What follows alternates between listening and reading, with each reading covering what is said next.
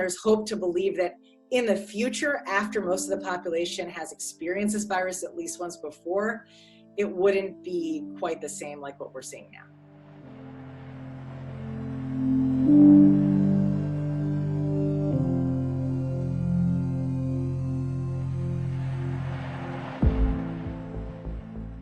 We don't completely understand seasonality, but we do know some things. One is the weather, specifically cool versus warm temperature and humidity. Those things can be important. And another thing is human behavior. And how those things come into play depends on the specific virus. But we're talking about viruses that infect through the nose and throat. So for example, the flu, the influenza virus we all know of, that usually comes in the winter. There's a big peak that happens in the winter. When the air is drier, it's easier for the virus to transmit. And there's also a little bit of evidence that when the air is drier and also when there's cooler air in the airway, that reduces a little bit the defenses against the virus. So that's one aspect. And then the human behavior, the one that we can point to is rhinovirus, the common cold virus. So we know that the peak of that virus is after kids go back to school.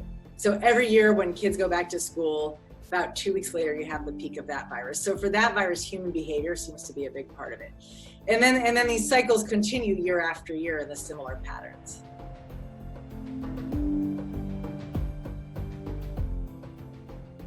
For the 1918 pandemic, there are 3 waves, and some even say there are 4 waves over 2 to 3 years.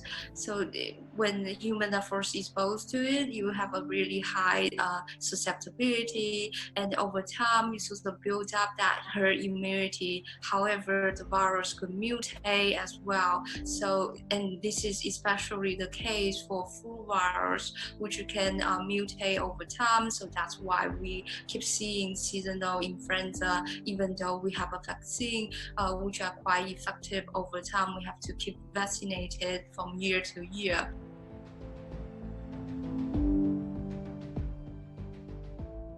Looks like by April, in theory, when it gets a little warmer, it miraculously goes away. I hope that's true.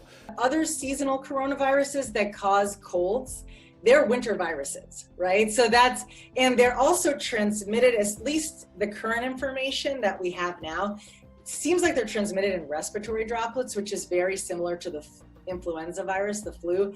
And that does better with the dry air in terms of transmission. So for all those reasons, the reasons to think that the summer wouldn't be as favorable as the winter for the virus transmitting. But this is also that special situation where it's a brand new virus. So even if it's a little bit less, it still might be more than a usual virus because of that other problem that if we don't have pre-existing defenses. The initial spread of this virus around the world is gonna happen somehow, until we have a vaccine. But once most people have been exposed and it comes back year after year, there's a possibility it would be a lot, not quite as serious a threat if it comes back again. We don't know 100% about that, but just